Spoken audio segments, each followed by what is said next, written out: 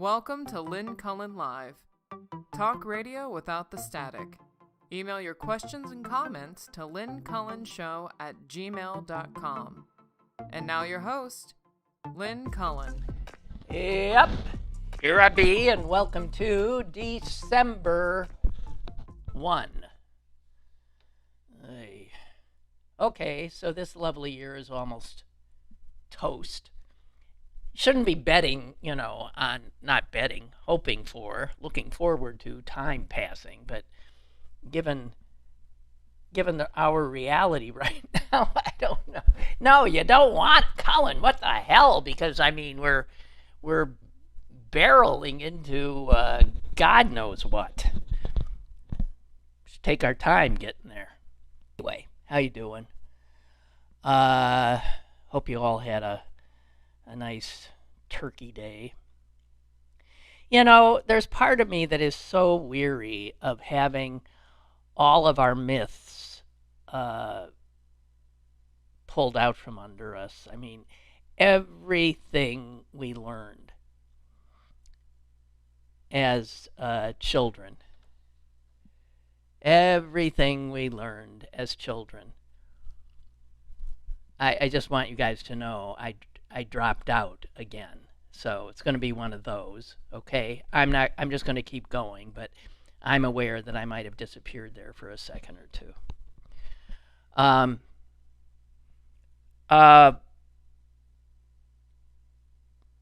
don't know. All nations have these myths.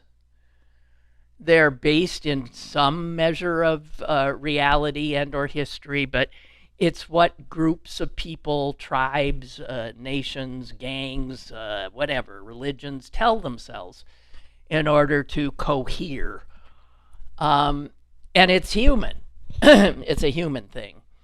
And so those who seek to constantly dispel these these myths in the name of truth, I'm usually on their side. I am on their side, but I am. But I do want to say that you do feel untethered if there is no agreement on a foundational mythology. Even if you know it's a mythology, go with it. So I know when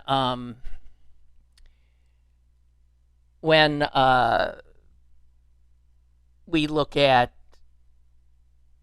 like the Ken Burns documentaries, he's disabusing us of the things we learned in school. And then you learn of, with Thanksgiving, I happen to hear a bunch of realists and historians talking about the fact that this whole thing you learn in school, the Pilgrims sitting down with the Indians, yada, yada, yada, yada, Plymouth, it's just bullshit. It's bullshit. And yet, I'm willing to bet little kids are still, doing the Pilgrim thing like we did, and I don't know.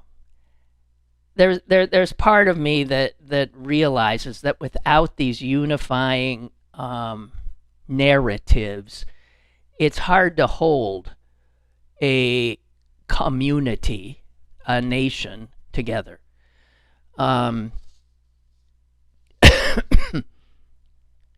Most of us know that like a lot of our family history is bull, or you don't know, but a lot of that is coming to the fore with with DNA testing, people looking into their DNA and finding out that things ain't as they were told. I know in my family some of that has come to the fore. Stories our father told us about his father's family don't hold on closer scrutiny. But I'm sure he was told that. Who knows? People rewrite their histories. And I just want to say, I wish that all that crap I was taught in elementary school, I wish it were true. But I'd say about 80% of it wasn't. I don't know if it's that high, but it's just bullshit. Anyway, that's not what I was going to talk about. There were two stories that really hit me hard since last we spoke. And that was the now dropping of the Fonnie Willis, Georgia case. I recall having mentioned that a judge had finally found someone to continue with the case. It was the judge who had been charged with finding a judge to do so, and he couldn't. He was the executive director of Georgia's, somehow state prosecutor's council, and he asked them every judge he could find, and they all said, "What? I look crazy?" And it wasn't that they didn't think they could win it or something. It was, I'm sure, because taking on that case, which was a criminal case, a felony case, against the President of the United States and a whole bunch of other biggies like Giuliani and Mark Meadows, was, a really good way to end your life as you know it, even if not literally, certainly in terms of the incredible security you would need and the constant death threats. So nobody would take it. He took it, finally. And I don't know why I was hoping that he would do the right thing, but he didn't. One of the big reasons he didn't is the Supreme Court's giving the president absolute immunity. I'm going to go after him, the Supreme Court. Yeah, we want to, again, thank the Roberts Court for destroying American democracy. But I want to note just a few things. I just think it's an outrage. Because we all heard the crime. And lest you forget what we heard, I have here a transcript of what Donald Trump said, the president, what he said to the Secretary of State of Georgia, trying to subvert the true election results. Here's the quote. It's on audio tape. "What I need you to find is 11,780 votes, which is one more than we got." All right, there it is. Telling the guy in charge of the election to somehow find the exact number of votes to change the result of the election and allow him to be the president yet again. The guy who dismissed the case said this: "It is not illegal to question or challenge election results." He wasn't questioning them. He was, as the President of the United States, telling this guy, "Find me those votes." The guy who dismissed the case, I just want to let you know a few other things he said while dismissing it. Reasonable minds could differ about how to interpret that January telephone call between the president and the Secretary of State, Brad Raffensperger. Reasonable minds? I don't know. What are you thinking? What I need you to do is find 11,780 votes, which is one more than what we got. What is the other interpretation? And then the guy who dismissed it tells us. One interpretation is that the president, without explicitly stating it, is instructing the Secretary of State to fictitiously or fraudulently produce enough votes to secure a victory in Georgia. That is one interpretation, and it's the obvious interpretation. However, this guy comes up with another one. An alternative interpretation is that the president, genuinely believing fraud had occurred, is asking the Secretary of State to investigate and determine whether sufficient irregularities exist to change the election outcome. Bullshit. If that's what he was doing, why would he say that he needed 11,780 votes, one more than what we got? That's not somebody seeking to find the truth. That's somebody looking for a predetermined outcome. And then this guy throws it all out by saying when multiple interpretations are equally plausible, the accused is entitled to the benefit of the doubt and should not be presumed to have acted criminally. Wow.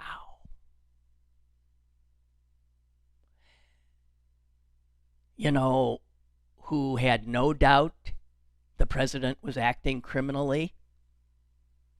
The guy on the other end of the phone call. A staunch Republican, the Secretary of State of Georgia, who has written a book about what happened to him. And he said, the president was asking me to do something that I knew was wrong. And I was not going to do it.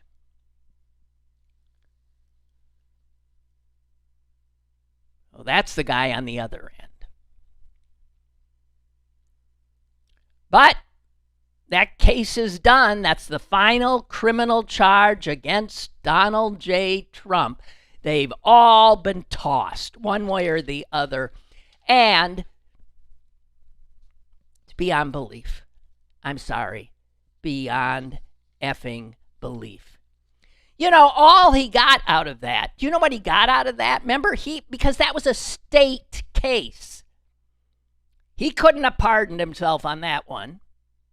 He couldn't have pardoned Giuliani and all the other crooks who were also indicted. Remember, that's why he had to go down to Georgia and actually get fingerprinted and got a mugshot taken. And what's he done with that mugshot? He's made tons of money off it. Because that's Donald Trump. What would have taken anyone else down, he turned into merch. He's selling it out of the Oval Office. You know, there's a little tiny room off of the Oval Office that other presidents have used for, you know, get away and maybe try to write a little bit, not sitting in that big, huge, daunting oval.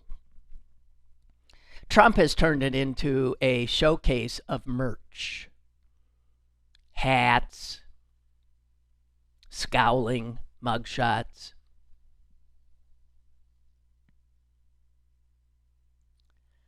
Coffee mugs.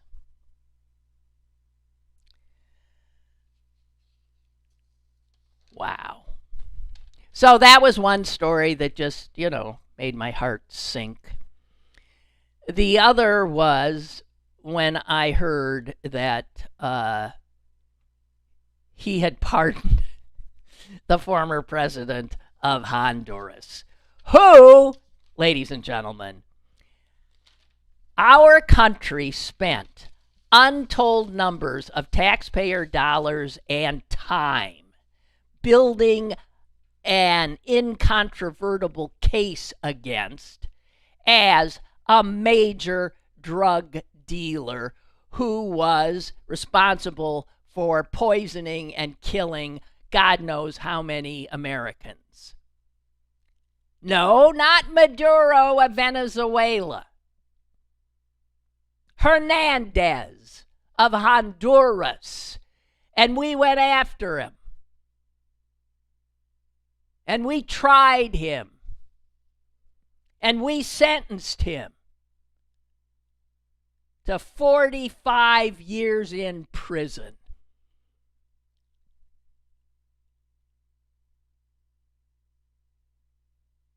And Trump's letting him out. Trump, who last time I heard was, besides, tearing brown-skinned families apart, was saber-rattling off the coast of Venezuela and blowing fishermen up all over the Mediterranean and Pacific. Yeah? I mean, the dissonance, the craziness of a guy saying what he's doing is to stop the drugs coming into this country and then letting out of prison a major figure who had been proven to be accepting millions upon millions from El Chapo, the Mexican drug lord, and all kinds of other cartel leaders. He once publicly boasted, this son of a bitch, that he would stuff the drugs right up the noses of the gringos.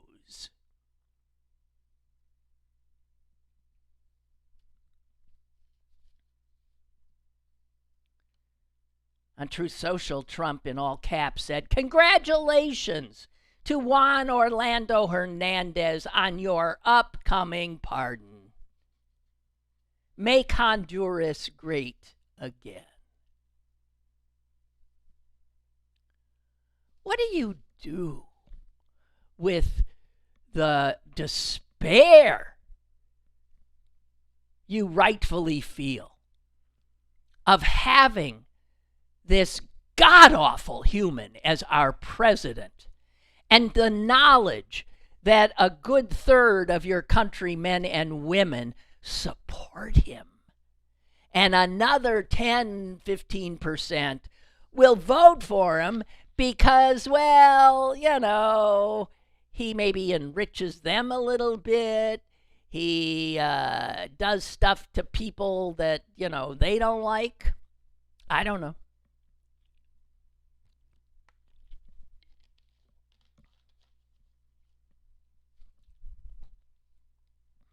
Listen to this little tidbit I found.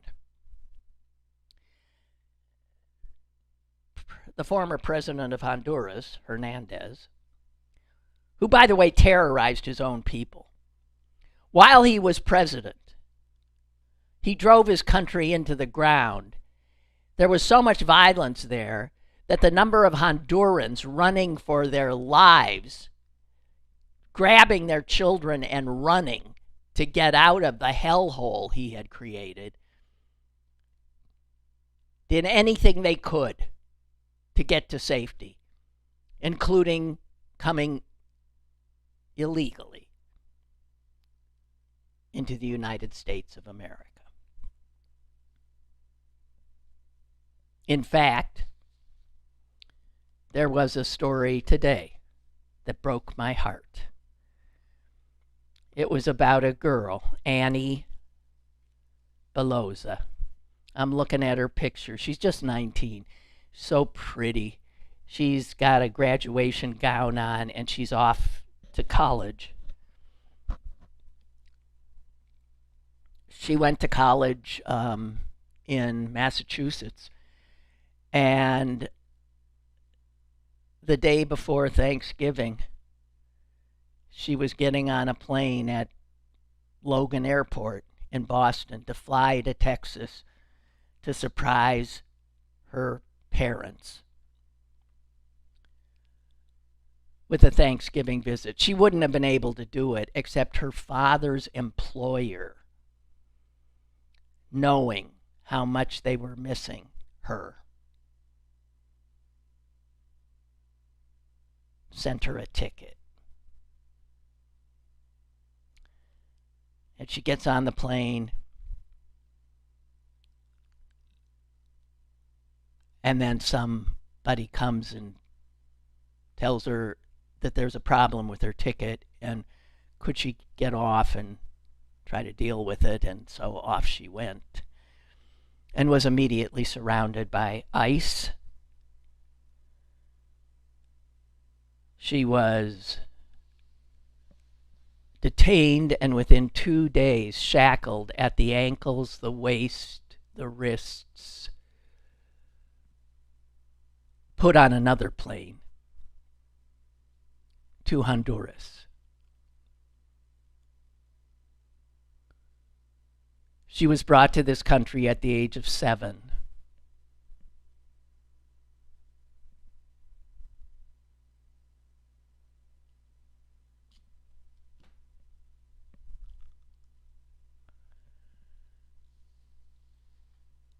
I am so sickened by the shame I feel for being an American, for being a citizen of a nation so cruel, so corrupt, so flat out insane. So listen to this little tidbit I found. It wasn't that sad story. It is this. The brother of this effing former drug peddling president of Honduras, who also had been in the government, he was arrested before his brother. He was arrested on drug trafficking charges in 2018 while, I guess, visiting the U.S. and peddling drugs around. Guess who one of the lead investigators for the Department of Justice was then on this case? Worked in the Southern District of New York. He was a lead investigator in the case to get this son of a bitch and his son of a bitch brother president. The leading prosecutor, you'll know the name,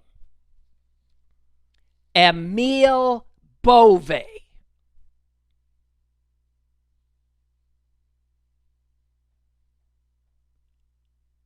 Who later found more lucrative employment as Donald Trump's personal lawyer.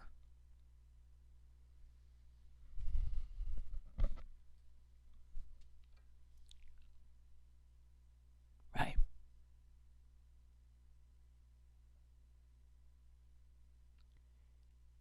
The guy who used to be the Assistant Secretary of State for International Narcotics Enforcement was quoted about this pardon as saying,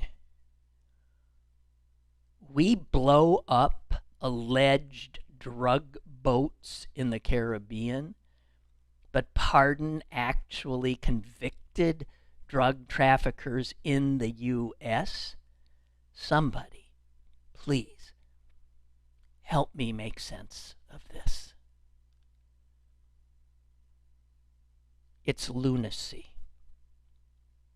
Yes, it's lunacy, which is what you get when you have a lunatic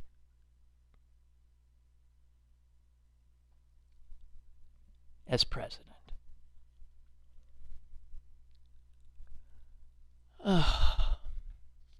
So anyway, now that we know this other stuff about Hegseth actually giving a direct order to blow away 2 survivors on one of those fishing boats, we know and have evidence of a flat-out war crime.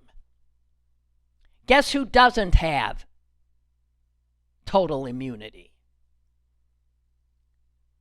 Pete effin' Hegseth.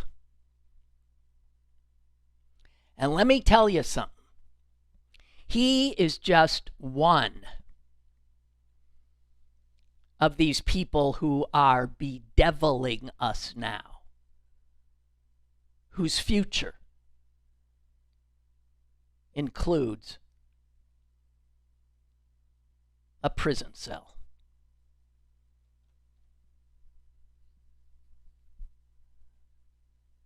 Hegseth. Pam Bondi.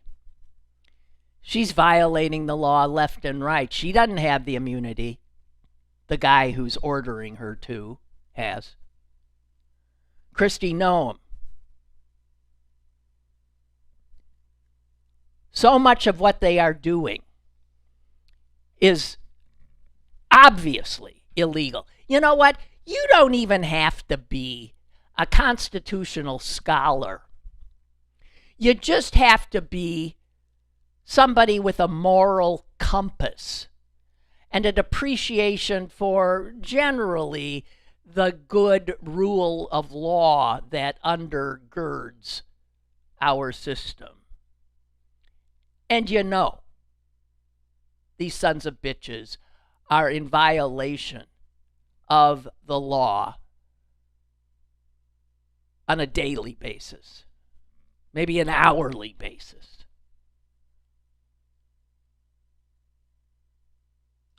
The list of crimes committed by people in this administration, the massive corruption, the lying under oath and in court, it's there. We have learned that our system is paralytically slow, but it will inexorably catch up to them.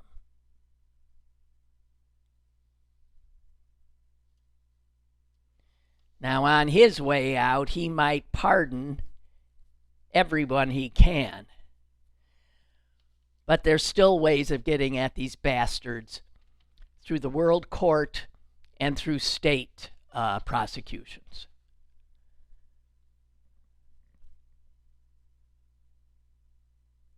You know, the first thing Hegseth did when he got in is he got rid of all the judge advocates. All the JAG Corps, gone, decimated. Anyone who would have said to him or a general, you can't do that.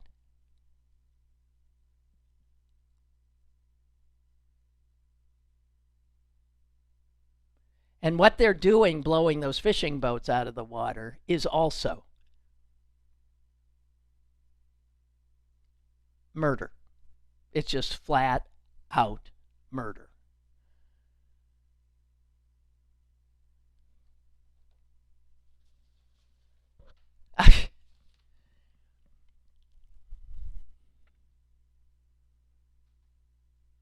Yeah. Yeah. Well, hang on here while I catch up with some of what you guys have been saying. Gigi writes, my niece is adopted from a different country. She is currently serving in the U.S. military. She called home this weekend to ask if she was safe. I'm a citizen, right? She said. Oh, God. You know, there are people serving in our U.S. military who are not citizens. They do it to help themselves gain citizenship. Now, you know if she's a citizen. I mean, odds are her parents had her naturalized. But we also know that this administration has talked of pulling the citizenship away from naturalized citizens.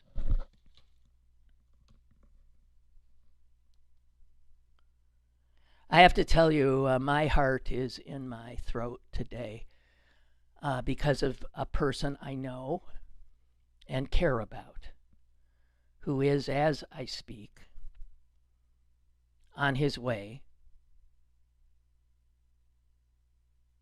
to an immigration facility in Milwaukee where he has been ordered to report.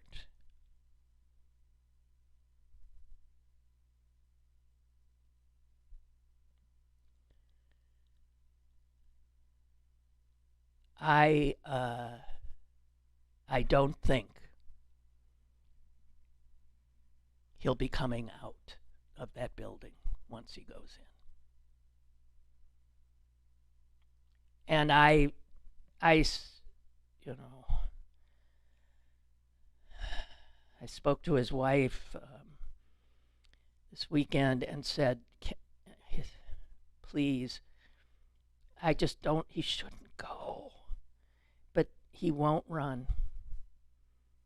I saw him at Thanksgiving and we had this conversation. He said, I'm not going to spend the rest of my life looking over my shoulder. He knows they're going to get him. He's an old man. He has lived in this country all of his life. He was brought here as a young child from a displaced persons camp where he'd been born. A displaced persons camp in Germany where his parents were stuck for 6 years.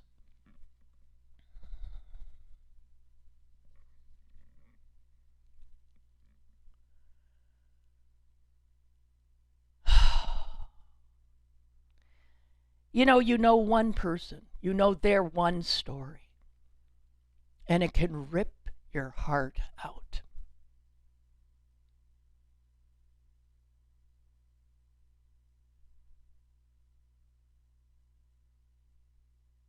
His parents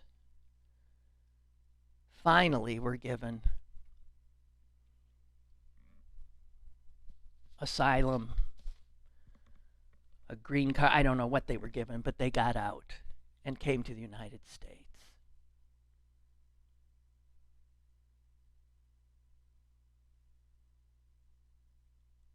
He never knew he wasn't a citizen.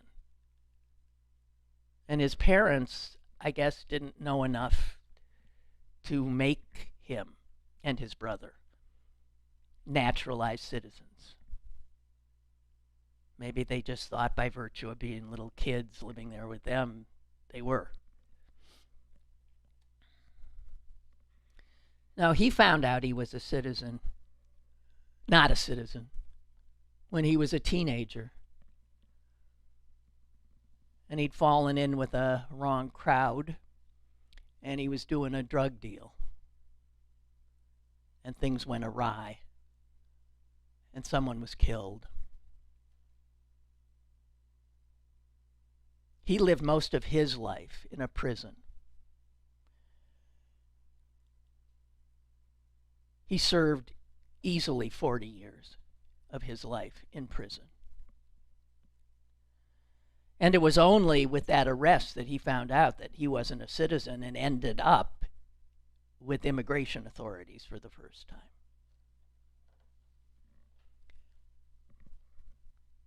Now get this. It gets more interesting.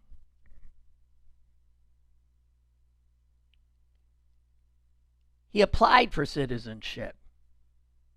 We wouldn't take him because he was a convicted felon now.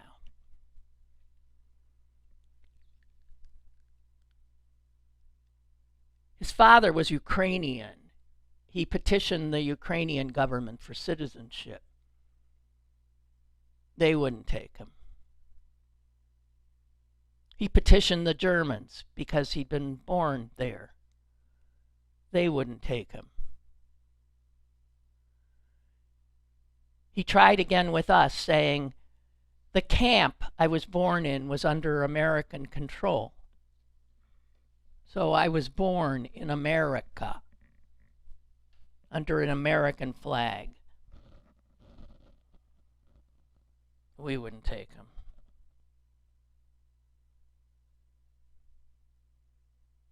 There was a point at which they came for him after he'd gotten out and tried to deport him.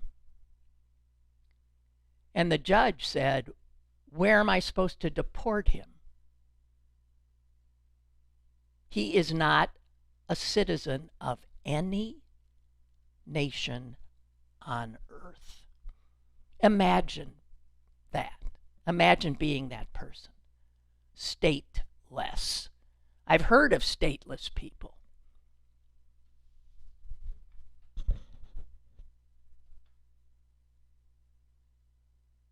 But since Trump's come in, that doesn't matter. You can send people to, well, he's fully expecting he's going to end up in some hellhole jail in Africa. Let me explain why we're such a cruel country. I mean, why? One of the ways I've become aware of it, through knowing this man.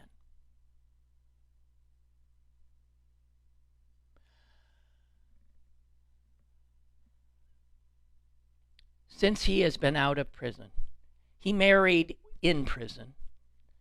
His wife is close to our family. She is an extraordinary Christian. The real deal. It's why she was doing the Christian ministry thing. He is a true Christian. They spend all, I kid you not, all of their time helping people who are less fortunate in any way they can.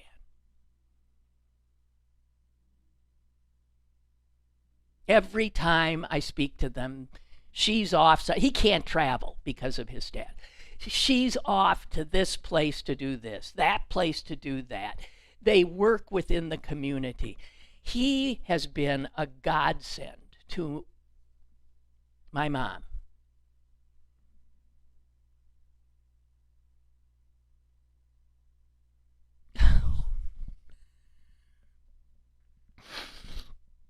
When my dad died,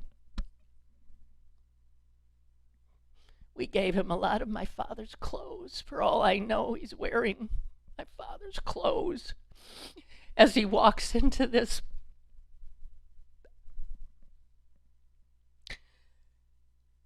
he's not going to come out.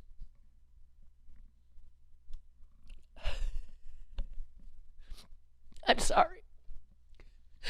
Can you imagine the cruelty? We do not allow people to reclaim themselves. We do not allow it. Someone who has done his time, sacrificed the lion's share of his life, comes out and does nothing but helps people every minute of the day that he can. I would not feel safer with anyone I know than with this man.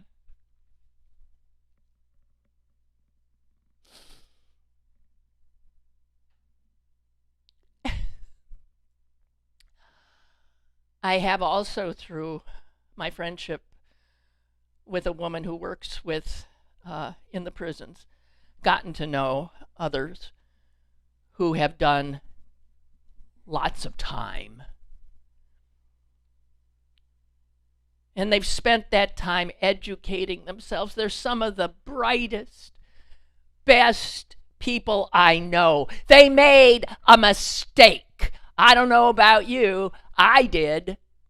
I once even found myself in the back of a car trying to buy drugs when I was 19 years old.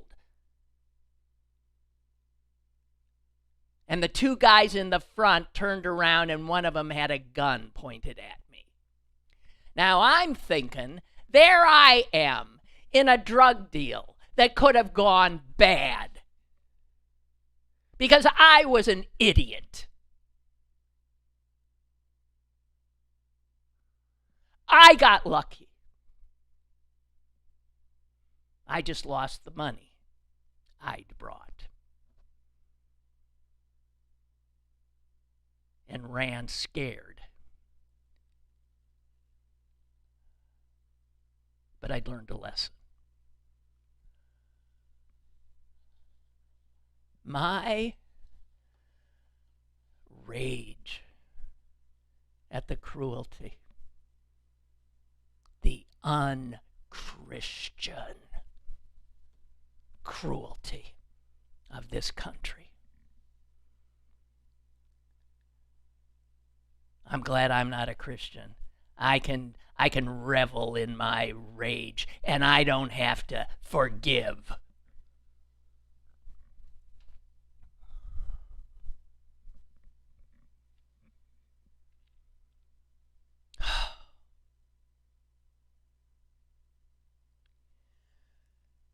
Anyway, maybe there'll be a miracle. Maybe there'll be a miracle. You know, he said the Lord has a plan. And I said, Peter, I don't think so.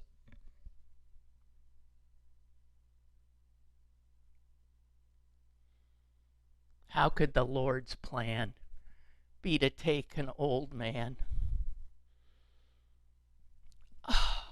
who does nothing but good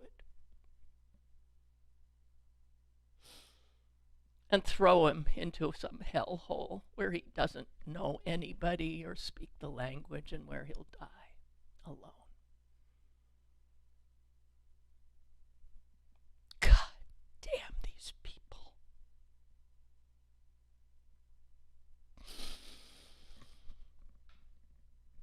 Okay, I'm sorry. I had no idea I was going to do that.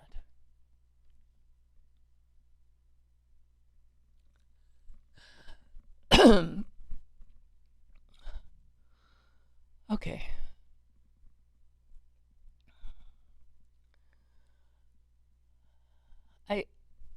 Okay, just a few things then. I found a good Republican.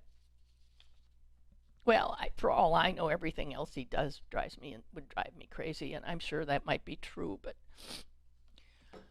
you know, I mentioned the other day that I was freaked out when I saw that Trump is now really coming down hard on the Republican legislators in Indiana because they dared to defy him, to stand up to him, and say that they would not do this illegal redistricting so that he could have an illegal election. that might keep the House of Representatives under Republican and his control. And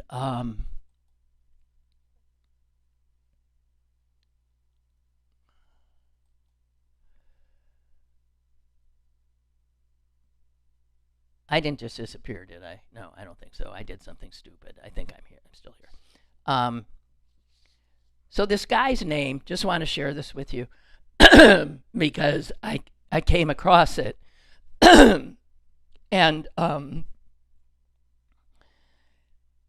his name is Greg Walker. He is a state senator in the bright red state of Indiana.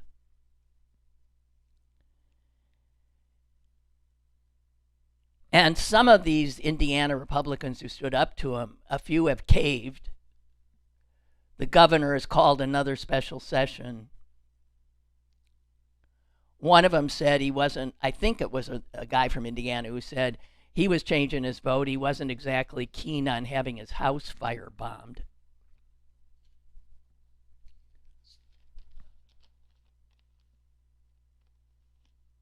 But this guy, Greg Walker,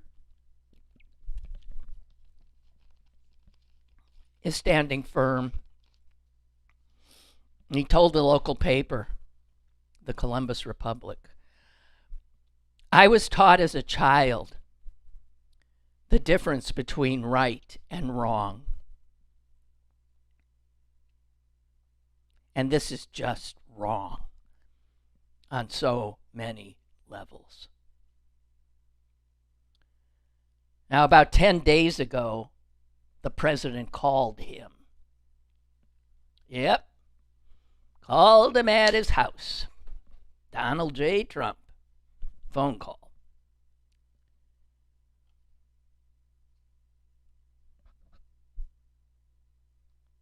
And he put the screws to him.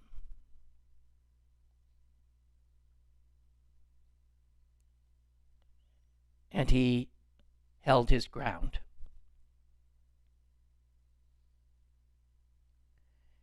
He said this, how does Trump have the time to mess with a nobody like me? With all of the important matters he has to take his attention as the leader of the executive branch in this nation. There is no way he should have time to have a conversation with me about map making in Indiana when, frankly, that's not his business, for starters. Hard not to like this guy. But secondly, doesn't he have anything better to do? I can make a big list of things that are more important for him to focus on.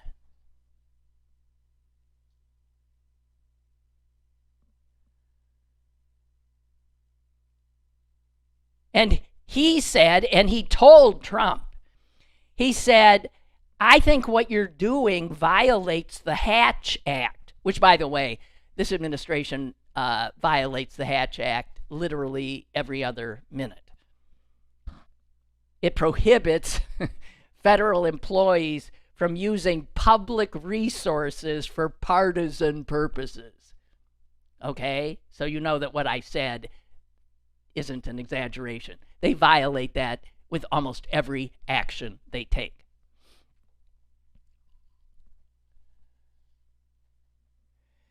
And this guy, this Republican state senator in Indiana, said, I really would have reported this as a Hatch Act violation, the call,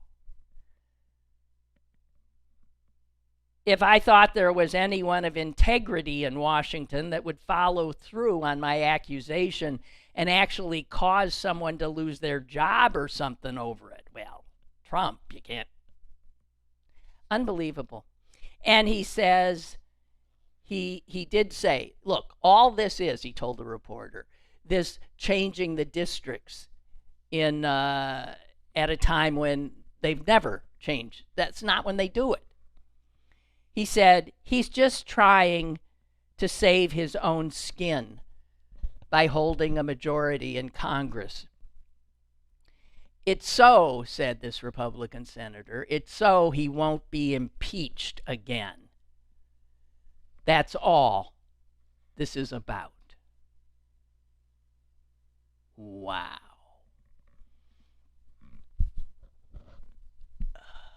Couldn't have said it better myself. I love this guy. Send him some love. State Senator Greg Walker. Can't imagine what he's dealing with. And I don't know if if his vote or a few others is enough to fend off these criminals.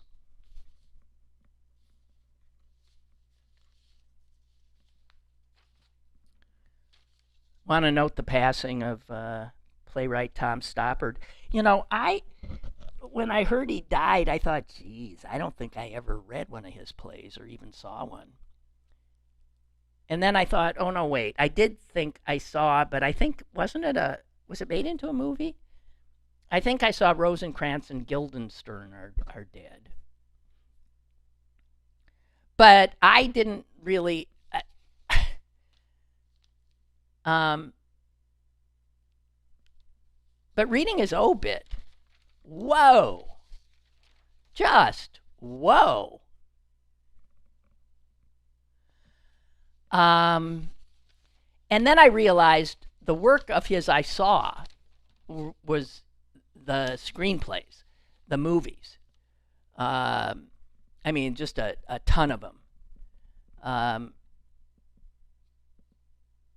including Shakespeare in Love, which I found delightful. And then The Empire of the Sun. That was directed by Steven Spielberg. That was did that win an Academy Award? I think it might have. And it was about an English child, a boy who was stuck during World War II in a Japanese, I don't know, internment camp or something, fending for himself. In reading the obit, it said that little boy was Christian Bale. I hadn't realized that. I got to go look at that again because he was amazing, even as a child. He's such a good actor. And I didn't realize that Christian Bale played the kid, but he did. Anyway, Stoppard's life is just mind-blowing. Again, what happened to people because of World War II? His family was, he was born in Czechoslovakia, 1937, okay? Bad time to be born in Czechoslovakia. And his father was a doctor. And his father grabbed his mom and him and his brother and took off. Tom was a little under 2. Sort of what happened to my friend. Took off ahead of the Nazis.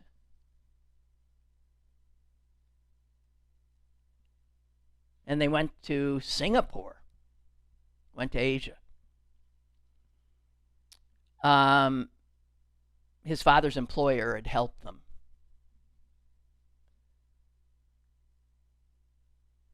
And Stoppard didn't find out until he was until the 1990s.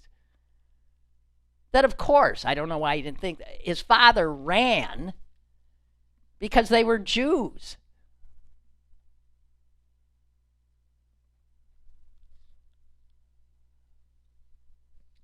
That's something I want to return to a little bit later.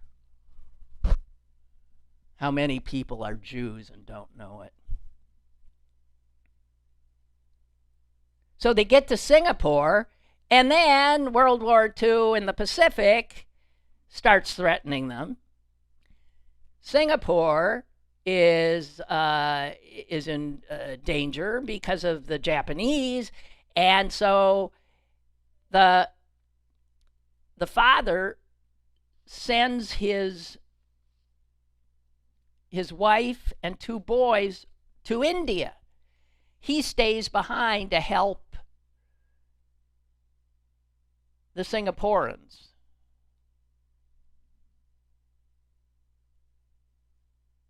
He's killed.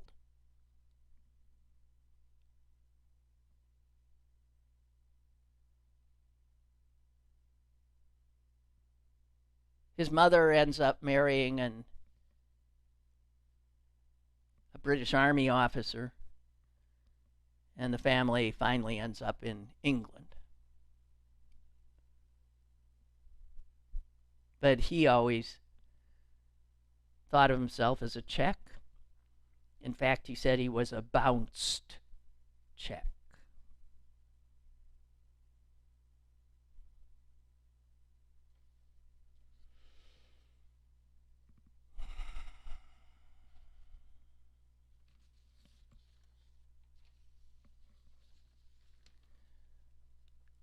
I happen to be reading this piece about, at a time of heightened anti Semitism, a rather strange thing is happening. People are converting to Judaism. I mean, as a Jew, I wouldn't recommend it. Nuh-uh. Not now, but it's happening. And it has nothing to do with a rise in anti Semitism, although that makes people more aware of Jews, but it has to do with DNA and people getting their DNA tested. And the people finding out they're Jews or have a sizable percentage of Jewish blood, something that in their families' mythologies had totally been lost. Often, because intentionally.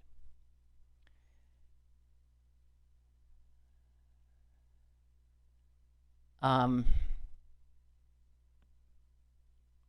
there's this university, American Jewish University, that's in Los Angeles, but it offers classes in Judaism, and what they're seeing is this huge uptake in people taking their classes, trying to find out about their Jewish heritage, and then a lot of them are deciding to convert, to reclaim that which their families ran from. I mean, often for their lives and for their children's lives. That it wasn't like people didn't lose their Judaism because they wanted to lose their Judaism. They left it to live. And,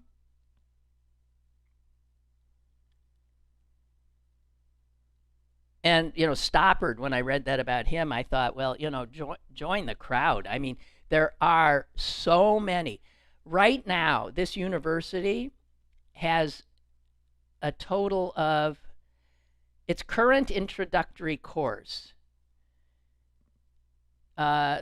is being taken by a lot of people who are not Jews.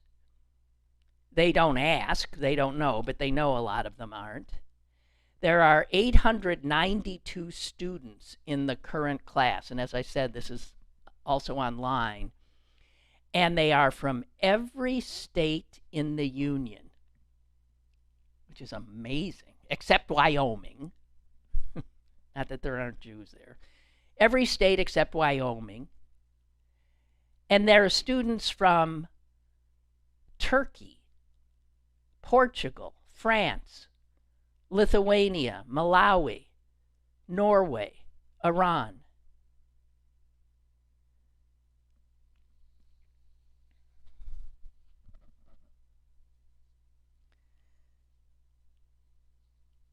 I don't know.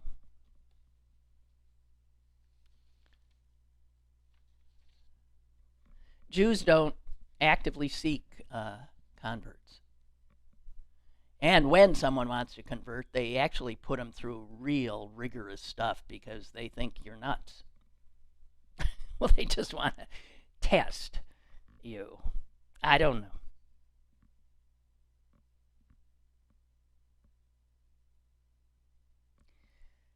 But if you've had your DNA done, don't be surprised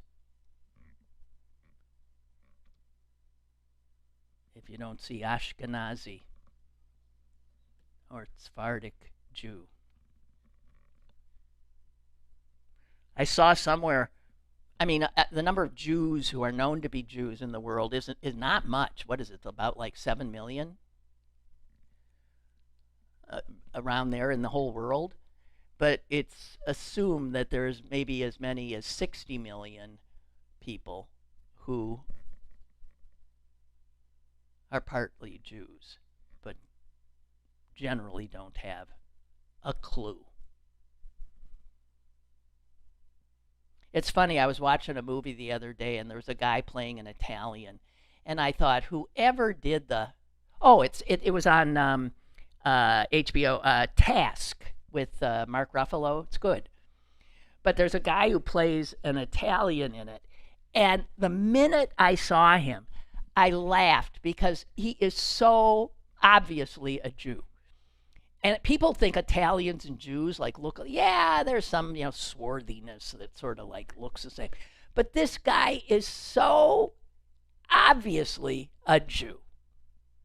It's the nose that gives him away. It ain't no Italian nose. That's a Jewish nose. And sure enough, I made a point of looking up the actor. He's a Brit, and they said his ethnicity was, and this was interesting to me, I think it was Egyptian Jew and Iranian Jew. So he was a true Middle Eastern Jew. Whatever. Okay, I'm done. I've gone over. Anyway, thanks for being there with me. Appreciate it. As far as I know, Susan's coming on tomorrow, which will be good. And I might have my brother later in the week. Turns out he forgot last week to call in, which he was supposed to do. I'll give him a reminder, okay? Wednesday or Thursday.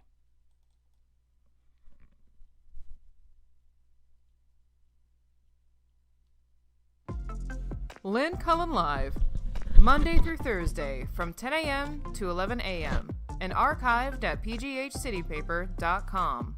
The opinions expressed on Lynn Cullen Live are those of the host and do not necessarily reflect the viewpoints of Pittsburgh City Paper or its advertisers.